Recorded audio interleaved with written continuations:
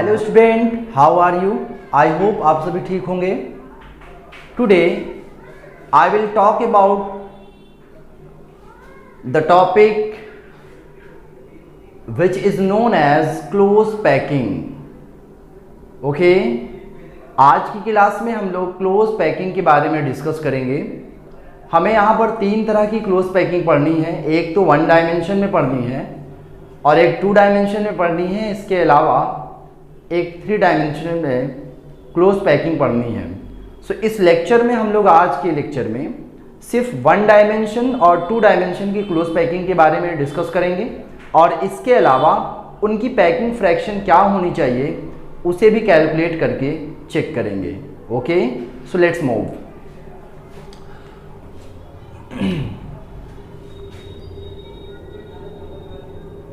Close packing, our topic is close packing. हमारा जो topic है बेटा वो है क्लोज पैकिंग है। ओके, तो आप देखिए क्लोज पैकिंग अगर हम 1 डायमेंशन की बात करें, ध्यान से समझेंगे। पहला, close packing in 1 dimension,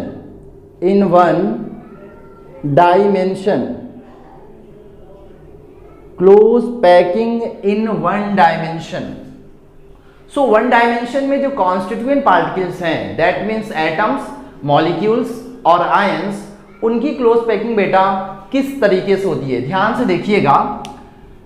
close packing हम 1 dimension की बात कर रहे हैं। यहाँ पे देखिए क्लोज पैकिंग 1 डायमेंशन में कॉन्स्टिट्यूएंट पार्टिकल्स का कुछ इस तरीके से होता है बेटा। देखिए ध्यान से, ये मान लीजिए हमारे पास एक कॉन्स्टिट्यूएंट पार्टिकल्स हैं, फिर इसके बाद ये सेकेंड कॉन्स्टिट्यूएंट पार्टिकल्स हैं, फिर इसके बाद ये थर्ड कॉन्स्टिट्यूएंट पार्टिकल्स हैं, फोर्थ कॉन्स्टिट्यूएंट पार्टिकल्स हैं, फिफ्थ कॉन्स्टिट्यूएंट पार्टिकल्स हैं। इसके अलावा infinite number of constituent particles इस तरीके से लीनियरली अरेंज होंगे। और लीनियरली अरेंज होने की वजह से होगा क्या कि 1 डायमेंशन क्लोज पैकिंग में बेटा किसी भी पर्टिकुलर कॉन्स्टिट्यूएंट पार्टिकल का जो कोऑर्डिनेशन नंबर होगा बेटा, कोऑर्डिनेशन नंबर वो 2 होगा। वो कैसे, ध्यान से देखिए। अगर हम इस पर्टिकुलर कॉन्स्टिट्यूएंट पार्टिकल्स की बात कर रहे हैं, तो इस पर्टिकुलर कॉन्स्टिट्यूएंट पार्टिकल्स को बेटा कितने एटम टच कर रहे हैं या इसके नियरेस्ट हैं। तो देखिए बेटा, एक तो ये हो गया, एक ये। इसका मतलब इस पर्टिकुलर एटम को यानी इस पर्टिकुलर कॉन्स्टिट्यूएंट पार्टिकल को 2 एटम टच कर रहे हैं या उसके नियरेस्ट हैं। ओके, इसलिए इसकी जो कोऑर्डिनेशन नंबर होगी बेटा कितनी हो जाएगी, 2 होगी। ओके, सो स्क्रीनशॉट ले लें। सो जो सेकेंड टाइप की क्लोज पैकिंग है वो है close packing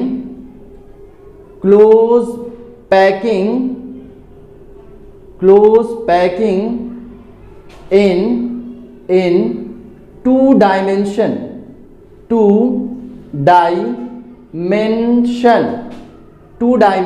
close packing in 2 dimension. तो हम लोग बात करने जा रहे बेटा क्लोज पैकिंग की, वो भी 2 डायमेंशन में। अब देखिए 2 डायमेंशन में बेटा क्लोज पैकिंग 2 तरीके से होती है। कितनी तरीके से होती है बेटा? 2 तरह की क्लोज पैकिंग 2 डायमेंशन में होती है।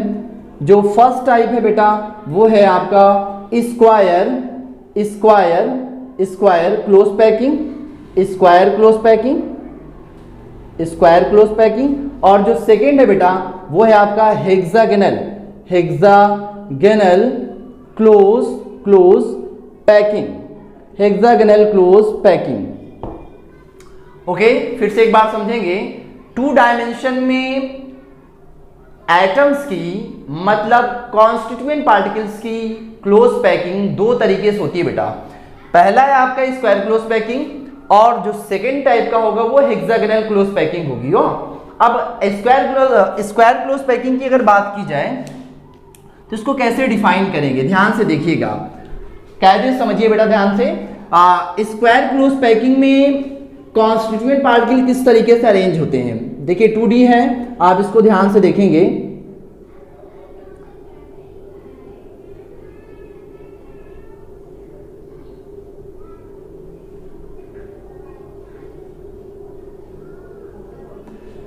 ये कॉन्स्टिट्यूएंट पार्टिकल्स हैं, ये एक लेयर यानी 1 डायमेंशन में बनाए, इसको हम लोगों ने ए टाइप की लेयर माना बेटा, कितने टाइप की, ए टाइप लेयर हमने मान लिया। ओके, अब हम करेंगे क्या, अब हम करेंगे क्या बेटा कि इसी टाइप के लेयर यानी ए टाइप की ही लेयर फिर से इसके ऊपर हम लोग क्या कर देंगे, प्लेस्ड करेंगे लाइक दिस, कुछ इस तरीके से, ध्यान से देखिएगा बेटा, कुछ इस तरीके से।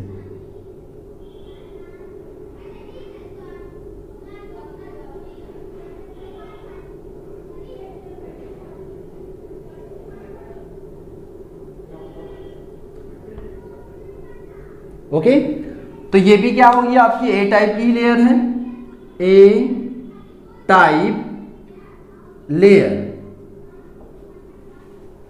ए टाइप की लेयर। ध्यान से देखिए, स्क्वायर क्लोज पैकिंग में एक ए टाइप की लेयर, फिर से इसके ऊपर ए टाइप की लेयर, फिर से इसके ऊपर ए टाइप की लेयर, यानी जितनी भी लेयर्स आती जाएंगी वो सबकी सब कितनी होंगी बेटे, ए टाइप की लेयर होगी, यानी ए टाइप अरेंजमेंट होगा। कैसा अरेंजमेंट होगा बेटा, इसमें ए टाइप का अरेंजमेंट होगा। अब खास बात, इसे हम लोग स्क्वायर क्लोज पैकिंग कहते क्यों हैं, इसकी वजह यह है कि मैं अगर यहाँ पे 4 स्फीयर को, कितने स्फीयर को बेटा, 4 स्फीयर के सेंटर को मैच करवाऊं, 4 स्फीयर के सेंटर को अगर हम मैच करवाएं तो यहां पर बेटा एक स्क्वायर जनरेट होता है। देखिए स्क्वायर जनरेट हो रहा है, इसीलिए इस पैकिंग को हम लोग नाम देते हैं स्क्वायर क्लोज पैकिंग। ओके, फिर से एक बात समझ लें, स्क्वायर क्लोज पैकिंग ए टाइप अरेंजमेंट की क्लोज पैकिंग होती है, जिसमें अगर हम किसी 4 स्फीयर के सेंटर को मैच करवाएं, कितने बेटा, 4 स्फीयर के सेंटर को अगर हम मैच करवाएं तो हमें एक स्क्वायर स्ट्रक्चर जनरेट होकर मिलेगा। ओके, अब इसकी वजह से बेटा होगा क्या, क्योंकि इसके ऊपर और लेयर आती जाएंगी, इसके नीचे भी लेयर आती जाएंगी। सो अगर हम किसी पर्टिकुलर एटम की बात करें कि उसकी कोऑर्डिनेशन नंबर क्या होनी चाहिए, तो बेटा 4 होगी। Coordination number square close packing में किसी पर्टिकुलर एटम की 4 होगी। वो कैसे, चेक करके देख लीजिए। अगर मैं इस पर्टिकुलर एटम की बात करूं, अगर मैं इस पर्टिकुलर कॉन्स्टिट्यूएंट पार्टिकल की बात करता हूं, तो इसकी जो कोऑर्डिनेशन नंबर 4 है, कैसे, देखिए एक एटम इससे ये टच कर रहा है, एक एटम ये टच कर रहा है, एक एटम नीचे है, और एक जो इसके ऊपर लेयर आएगी कुछ इस तरीके से, उसका एक एटम इसको टच कर रहा होगा। इसका मतलब एक पर्टिकुलर एटम को कितने कॉन्स्टिट्यूएंट पार्टिकल्स टच कर रहे हैं, 4, इसीलिए इसकी कोऑर्डिनेशन नंबर बेटा क्या हो जाएगी, 4 हो जाएगी। आई होप आपने इस पॉइंट को अच्छी तरीके से गॉट किया होगा। ओके, सो नेक्स्ट, अब देखिए बेटा हेक्सागोनल क्लोज पैकिंग की बात की जाए तो कुछ क्या होती है हेक्सागोनल क्लोज पैकिंग, इसको ध्यान से देखिएगा, उसको साफ करके मैं इधर कर दे रहा हूं। हेक्सागोनल क्लोज पैकिंग, देखिए हेक्सागोनल क्लोज पैकिंग में होगा क्या, ये मैं ए टाइप की लेयर को जनरेट कर रहा हूं, ए टाइप की लेयर को,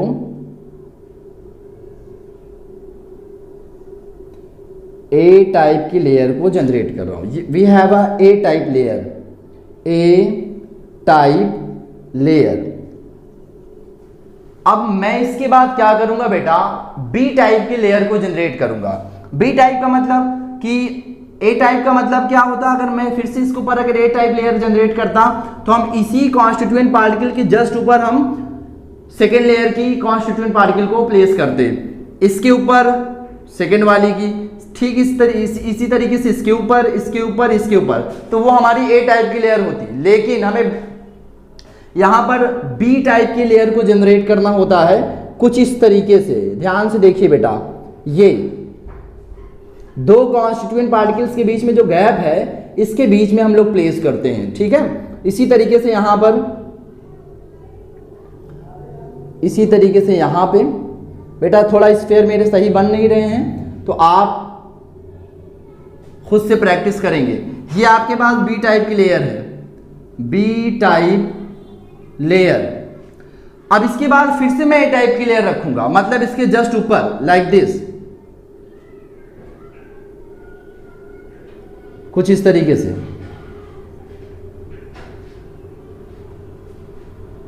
कुछ इस तरीके से बेटा, ओके।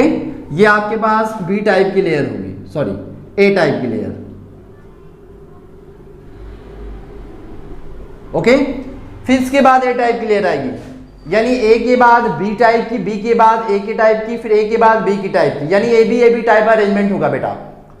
हेक्सागोनल क्लोज पैकिंग एक ए बी टाइप अरेंजमेंट होता है बेटा, A B type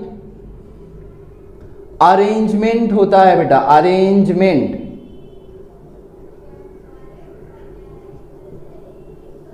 okay, so hexagonal close packing बेटा एक ए बी टाइप अरेंजमेंट होता है, ओके।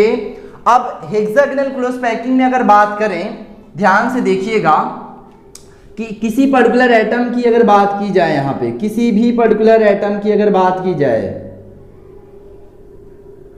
उसके चारों तरफ मैं अगर स्फीयर को काउंट करूं तो we have a 6 sphere, we have a 6 sphere. अगर मैं इसे मैच करा दूं इसके सेंटर को,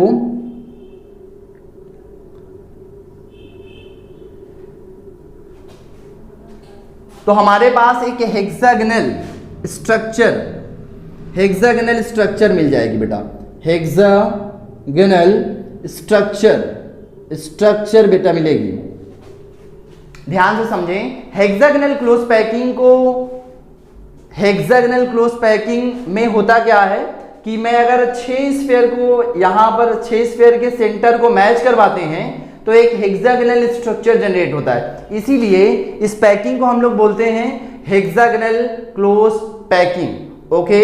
फिर से एक बात समझ लें, हेक्सागोनल क्लोज पैकिंग कहने की वजह क्या है, क्योंकि ये एक ए बी टाइप अरेंजमेंट होता है जिसमें 6 स्फीयर के सेंटर को मैच करवाने पर एक हेक्सागोनल स्ट्रक्चर जनरेट होता है, इसीलिए इसे हम लोग हेक्सागोनल क्लोज पैकिंग कहते हैं बेटा, ओके।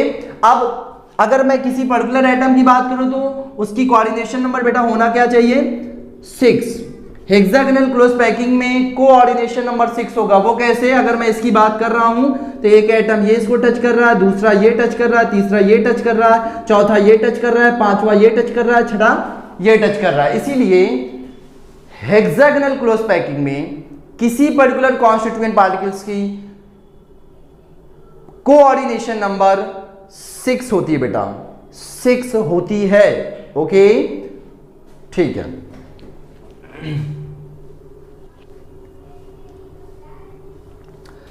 सो नेक्स्ट, ये हो गई हमारे पास क्लोज पैकिंग। तो हमने अभी पढ़ा 1 डायमेंशन में क्लोज पैकिंग जिसकी कोऑर्डिनेशन नंबर बेटा 2 थी। फिर इसके बाद हम लोगों ने डिस्कस किया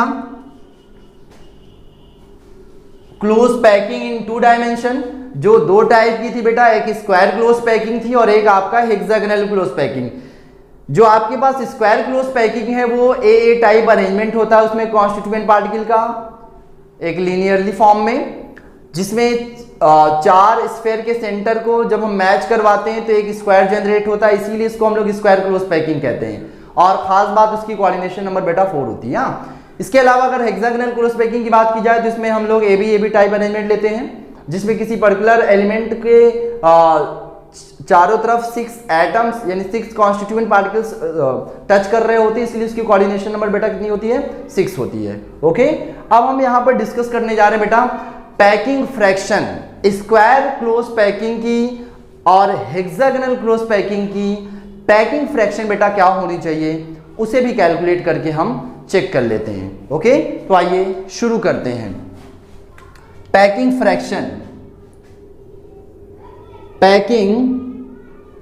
फ्रैक्शन, पैकिंग फ्रैक्शन इन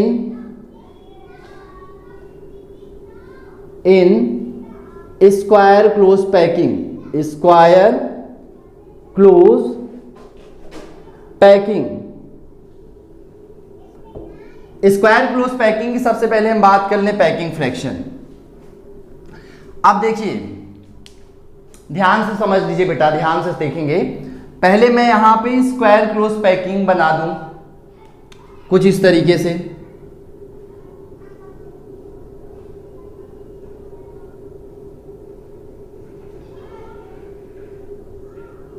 मेरे स्फेयर अच्छी तरह से नहीं बन रहे हैं बेटा, तो आप खुद से कॉपी लेकर के खुद से स्फेयर बनाएंगे अच्छी तरीके से, ताकि आप अच्छी तरीके से खुद को समझा सकें, समझ सकें। ओके, ये आपकी ए टाइप क्लियर हो गई, क्योंकि स्क्वायर क्लोज पैकिंग की बात कर रहे हैं तो फिर इसके ऊपर सेम टाइप क्लियर जनरेट करेंगे हम लोग।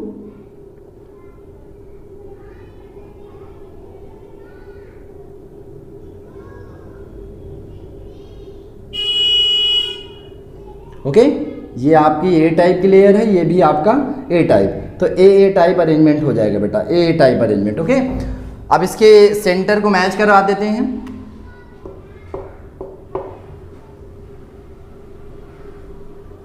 एक स्क्वायर जनरेट हो रहा है। ओके, अब देखिए इसकी पैकिंग फ्रैक्शन की बात करनी, ध्यान से देखेंगे बेटा। पैकिंग फ्रैक्शन की जब हम लोग बात करते हैं यहाँ पे पैकिंग फ्रैक्शन, तो पैकिंग फ्रैक्शन बेटा एक तरीके से परसेंटेज होता है।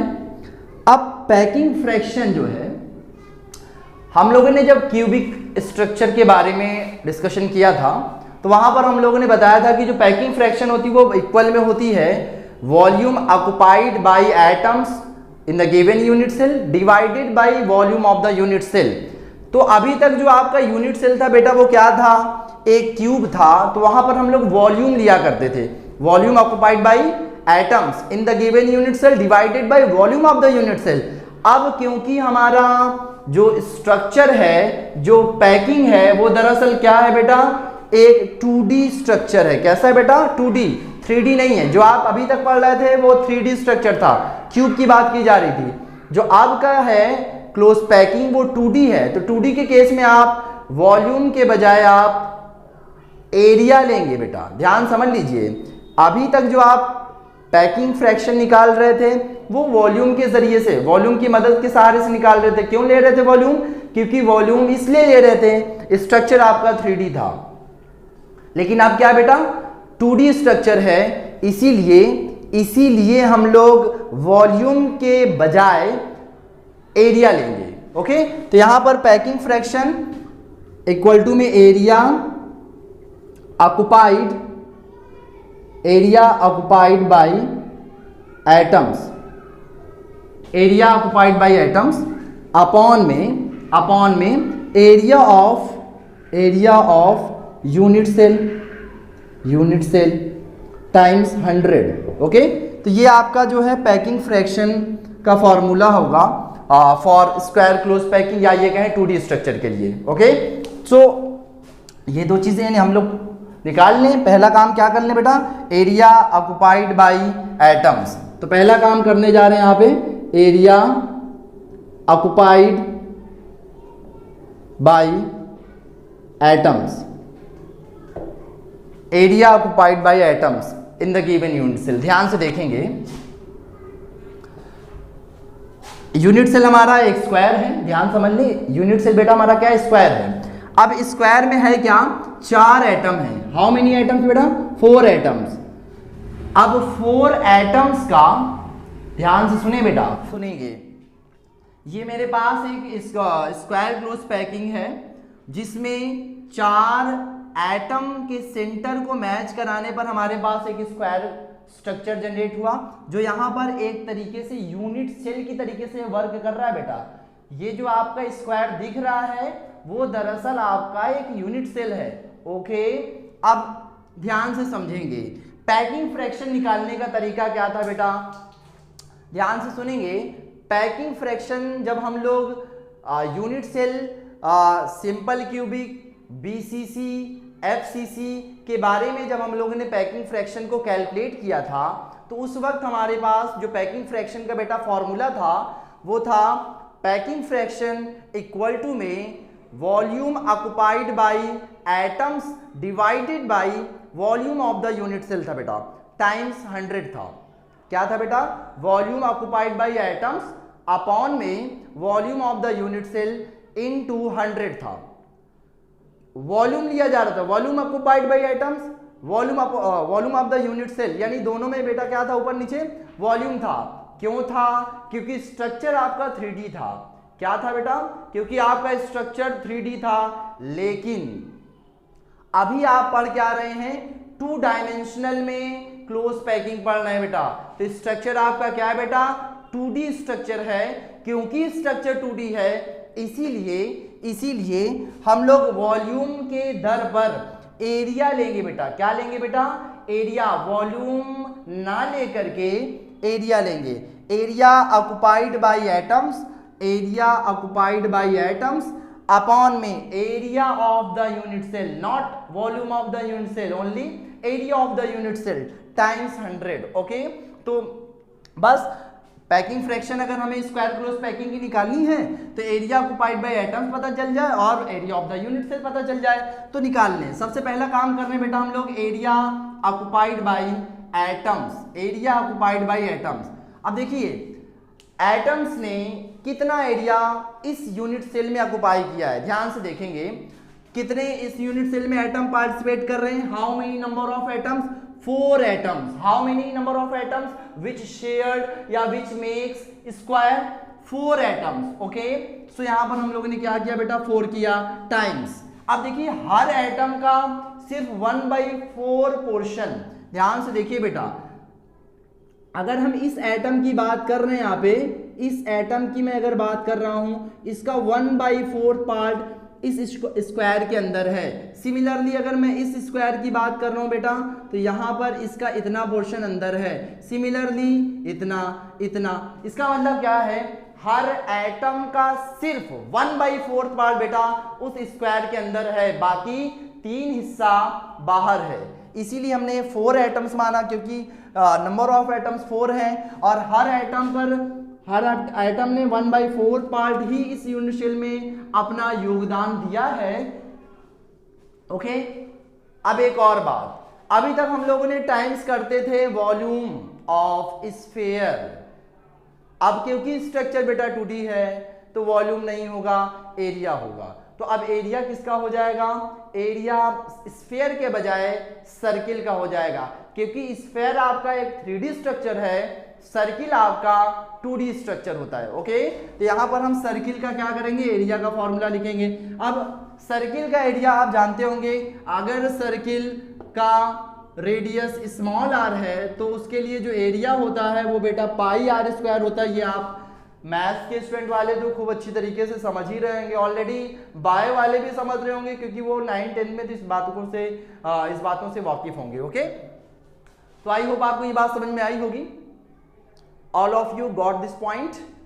ओके, सो एरिया जो है सर्किल के लिए πr² होता है। तो यहां पर 4 एटम्स हैं, हर एटम का 1/4 पार्ट इस स्क्वायर के अंदर है और हमें मालूम है कि ये जो हमारे पास सर्किल दिख रही है वो दरअसल उसका जो एरिया का फॉर्मूला होता है बेटा πr² होता है। ओके, तो 4 टाइम्स 1/4 टाइम्स πr²। अब बेटा 4 से 4 को कैंसिल कर ही देंगे आप, तो आपके पास जो वैल्यू आएगी वो बेटा πr² आ जाएगी। तो आपने क्या पाया? Area occupied by atoms in this square. Square में एटम्स ने कितना एरिया ऑक्युपाइड किया है वो आपने पता कर लिया, πr²। ओके, अब नेक्स्ट काम क्या करेंगे बेटा? Area of the unit cell. अब हम यूनिट सेल के एरिया की बात कर लें। So area of the unit cell, area of the unit cell. अब बेटा यहाँ पर जो यूनिट सेल है वो दरअसल क्या है बेटा? स्क्वायर है। यहाँ पर जो यूनिट सेल है बेटा क्या है? स्क्वायर है। तो यहाँ पर हमने क्या किया बेटा? स्क्वायर कर दिया। Okay, so area of the unit cell that means square. एक स्क्वायर का एरिया का फॉर्मूला बेटा आप जान रहे हैं, कि अगर स्क्वायर का साइड ए है तो अगर किसी स्क्वायर का साइड ए है तो उसका जो एरिया का फॉर्मूला होगा बेटा क्या होगा, ए स्क्वायर होगा। यानी कि साइड का स्क्वायर, स्क्वायर का एरिया क्या होता है बेटा, अगर उसकी साइड ए है तो उसका ए स्क्वायर होता है, यानी साइड का स्क्वायर उस स्क्वायर का एरिया का फॉर्मूला होता है। तो अब देखिए ध्यान से देखिए, ये आपका ट्रायंगल, ये आपका क्या है, रेडियस है, इस सर्किल की रेडियस ये है, इस सर्किल के लिए रेडियस ये है। तो ओवरऑल हमारे पास क्या आ जाएगा, ए, यानी ए इक्वल टू में 2r। यहाँ पर क्या है बेटा, ए इक्वल टू में 2r। इसका मतलब आप साइड ए लिखें चाहे 2r लिखें, बात बराबर है। तो area of the unit cell that means square equal to में ए का स्क्वायर, और ए क्या है आपका 2r है, 2r का स्क्वायर इट मींस 4r का square. Okay okay, 4r square हो गया बेटा। सो अब पैकिंग फ्रैक्शन निकाल लीजिए। So packing fraction equal to में बेटा क्या हो जाएगी, एरिया ऑक्युपाइड बाय एटम्स, कितना एरिया ऑक्युपाइड किया है, pi r square divided by बेटा area of the unit cell 4r square बेटा टाइम्स 100। आर स्क्वायर बेटा कैंसिल आउट हो जाएंगे। इक्वल में बेटा कितना आएगा, ध्यान से देखिए, इक्वल में कितना आएगा, पाई की वैल्यू बेटा 3.14 होती है, टाइम्स 100 डिवाइडेड बाय बेटा 4। ओके, अब क्या करेंगे, 3.14 को 100 से मल्टीप्लाई करने में बेटा कितना आया, 314 डिवाइडेड बाई है क्या, 4 है, कैंसिल कर दीजिए। तो 4 को आपने अगर 314 को डिवाइड किया 4 से तो what will be the value, 4 7 जा 28, 3 4 4 8 जा 32.204520, यानी 78.5% पैकिंग फ्रैक्शन नियर अबाउट आएगी। ठीक है, तो स्क्वायर क्लोज पैकिंग के लिए जो पैकिंग फ्रैक्शन आई वो आपकी 78.5% आई। ओके, आई होप आपको बेटा ये बात क्लियर तरीके से समझ में आ गई होगी। स्क्रीनशॉट ले लें। सो अब हम लोग नेक्स्ट क्लोज पैकिंग फ्रैक्शन की बात करने जा रहे हैं, packing fraction in hexagonal close packing. So आइए इसे भी शुरू करते हैं। Packing fraction in hexagonal close packing fraction in hexagonal close packing. So hexagonal close packing में पैकिंग फ्रैक्शन क्या होनी चाहिए, इसे भी हम लोग कैलकुलेट करके बेटा चेक करेंगे। ओके, सबसे पहले हम हेक्सागोनल क्लोज पैकिंग बना दें। ध्यान से देखेंगे बेटा, ये बात आप पहले से भी जान चुके हैं। अभी ये हमारे पास स्फीयर है,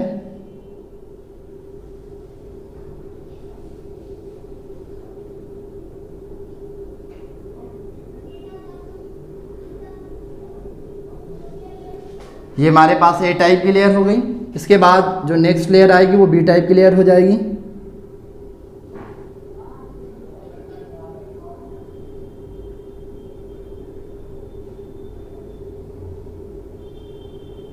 बी टाइप की लेयर है ये।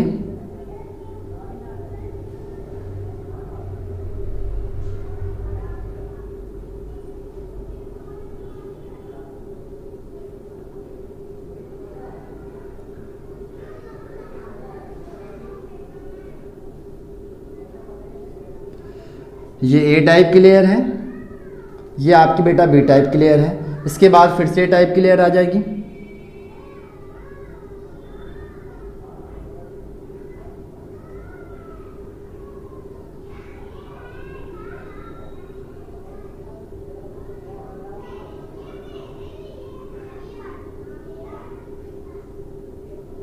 ओके, कुछ इस तरीके से आती जाएगी। सो ये आपके फिर से टाइप। तो जो आपके पास हेक्सागोनल क्लोज पैकिंग होती है बेटा वो ए बी टाइप अरेंजमेंट होता है, ये आप जानते हैं। ठीक है, अब इसके 6 सर्किल के सेंटर को अगर हम मैच करवाएं तो यहाँ पर एक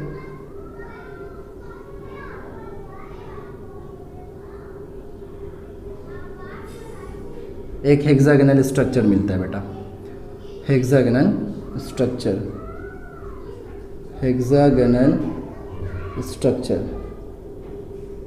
ओके, तो ध्यान से देखेंगे बेटा, हम पैकिंग फ्रैक्शन की बात करने जा रहे हैं यहाँ पे हेक्सागोनल क्लोज पैकिंग के लिए। सही वही फॉर्मूला लगाएंगे पैकिंग फ्रैक्शन का। बेटा क्या फॉर्मूला होता है पैकिंग फ्रैक्शन, क्योंकि यहाँ पर 2D स्ट्रक्चर है, फिर से वही area occupied by atoms in this unit cell, that means hexagonal structure divided by area of the unit cell, that means hexagon, ठीक है, टाइम्स 100। ये आपका पैकिंग फ्रैक्शन का फॉर्मूला हेक्सागोनल के लिए बेटा हो गया। ओके, अब क्या करेंगे पैकिंग फ्रैक्शन निकालना, बहुत सिंपल हुआ। कैसे कैलकुलेट करेंगे यहाँ ध्यान से देखिए बेटा। सबसे पहले हम लोग निकाल लें area occupied by atoms in the hexagonal structure.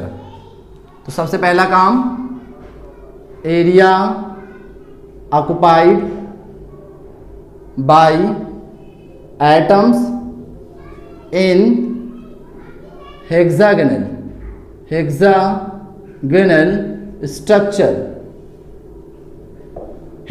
Structure में एटम्स ने कितना एरिया को ऑक्युपाइड किया है। देखिए ध्यान से, कितने एटम्स बेटा हेक्सागोनल के बनने में 6 एटम्स हैं, और ऐसे हैं जिसका बेटा 1/3 पार्ट, ध्यान से देखिए इसको गौर से, एक सर्किल का यानी एक कॉन्स्टिट्यूएंट पार्टिकल का 1/3 पार्ट इस हेक्सागन में शामिल है, बाकी जो और 2 हिस्से हैं वो इसके बाहर हैं। देख लीजिए कुछ इस तरीके से समझिए,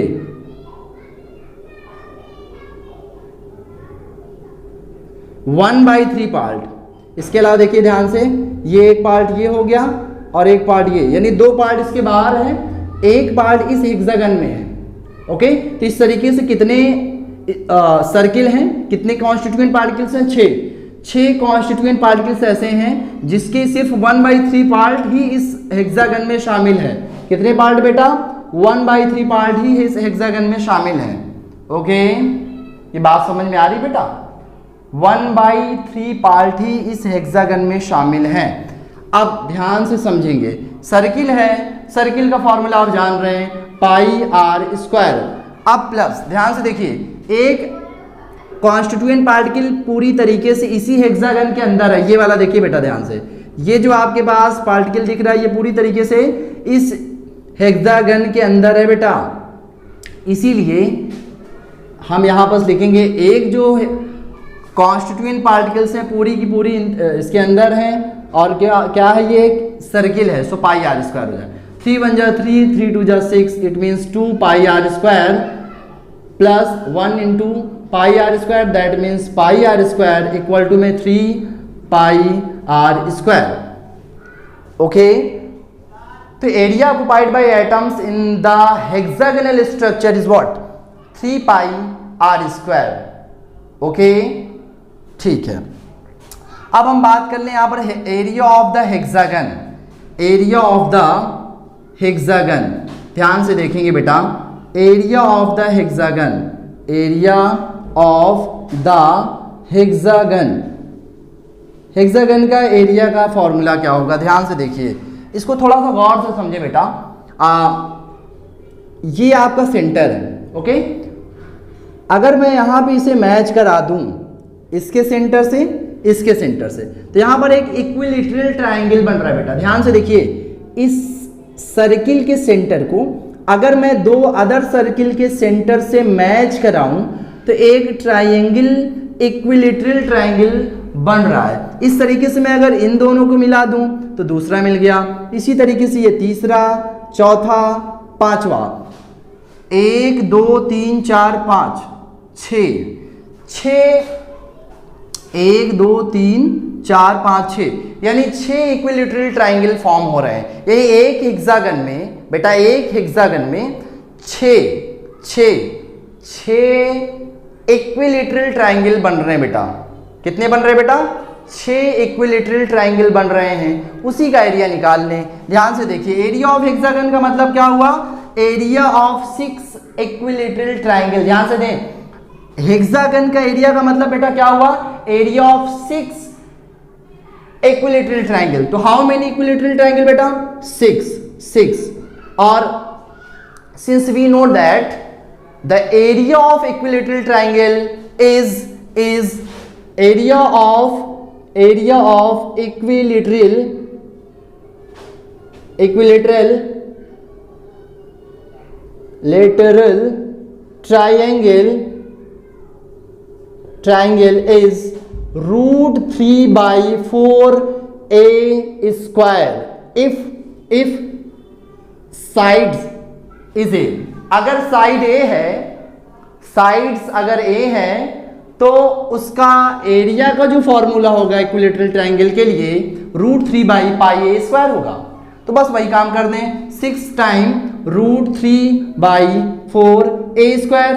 अब ए को हम लोग क्या लिख सकते हैं बेटा, 2r। क्यों, अगर मैं इसको a मान रहा हूं तो देखिए ये r इट मीन्स 2r। तो हम a के दर पे क्या लिख दें, 2r का स्क्वायर। सॉल्व कर लीजिए बेटा, 6 अपॉन में 4√3 times 2 to the 4 r²।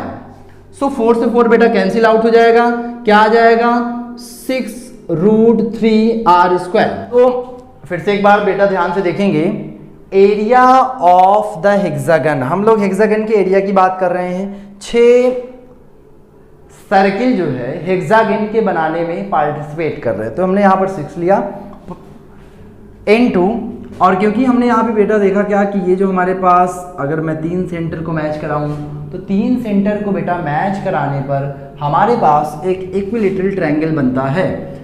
Okay, तो अगर मैं इस हेक्सागन के एरिया की बात कर रहा हूं, अगर मैं इस हेक्सागन के एरिया की बात कर रहा हूं बेटा, तो यहां पर कितने इक्विलेटरल ट्रायंगल बन रहे बेटा, 6। तो बस क्या कर दें कि 6 times area of equilateral triangle, और we know that area of equilateral triangle is what, √3/4 a² if edge length is a of equilateral triangle.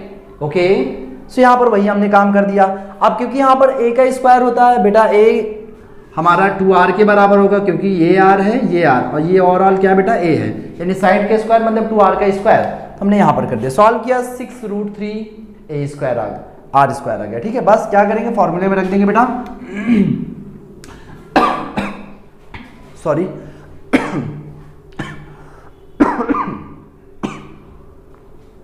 Okay.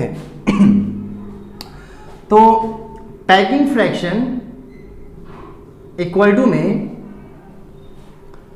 Area occupied by atoms in the hexagonal structure 3πr² बेटा, 3πr² divided by area of the hexagon, that means 6√3r², 6√3r² times 100।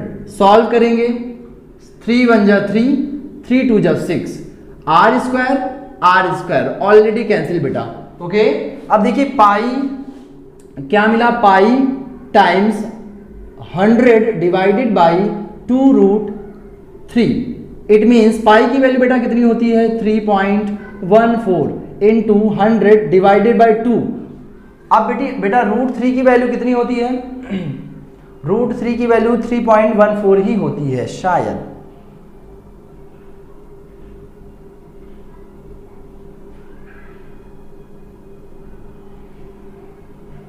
Sorry 1.732। तो इसको solve करेंगे बेटा, solve करने पर आपके पास जो भी वैल्यू आएगी वो उसकी पैकिंग फ्रैक्शन हो जाएगी। ठीक है, हेक्सागोनल की क्लोज पैकिंग हो जाएगी। ठीक है, थैंक यू।